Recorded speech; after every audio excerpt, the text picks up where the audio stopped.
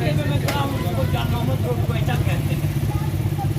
آپ نے یہ سنا ہوگا کہ جام کمال کو تبدیل کیا گیا ہے اور یہاں پر یارانہ کے ساتھ قوم پرستانہ اور اسلام پرستانہ لوگ آ کے بیٹھ گئے اور انہوں نے اپنے نئے آئیڈیاز کے ساتھ کام شروع کیا ہے۔ اب اس شہر میں اگر آپ کو یاد ہو، یہاں پر کوئٹہ ڈرینیج سسٹم کے نام سے 2 ارب روپے سے ڈاکٹر مالک کے دور میں ایک منصوبہ شروع کیا گیا تھا جب ڈاکٹر مالک وزیر اللہ بلوچستان تھے۔ اس کے بعد جب ڈاکٹر مالک کی حکومت ختم ہوئی تو یہ منصوبہ 3 ارب روپے تک پہنچ گیا۔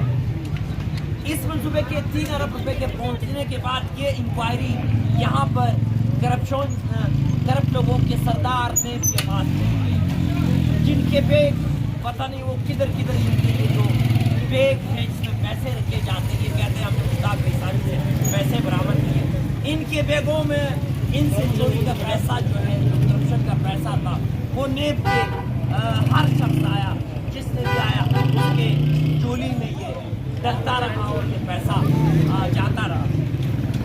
اب ہوا کیا ہے؟ ہوا یہ ہے کہ پھر اس کے بعد جب کدوس جو کہ بادام پستہ کھاتے ہیں اور رات بھر جاگتے ہیں، ان کے دماغ میں یہ خیال آیا کہ جان محمد روڈ پر یہ گزرنے والا جو نالا ہے، جو ڈرینیج سسٹم ہے، جس پر 3 ارب روپے خرچ کیا گیا ہے، تو اس کو بند کر دیا گیا۔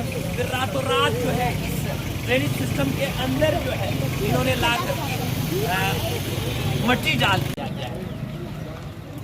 اب بنیادی سوال یہ ہے کہ جان محمد روڈ کے گھروں سے نکلنے والا پانی یا پھر گرد و نواح سے اس علاقے میں آنے والا پانی کہاں جاتا ہے؟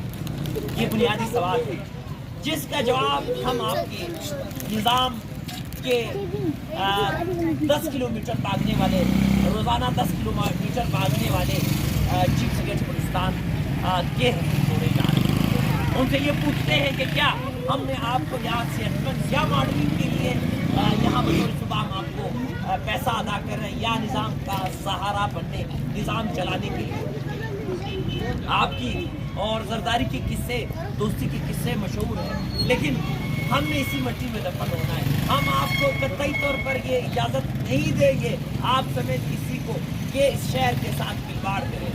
میں کیا نام ہے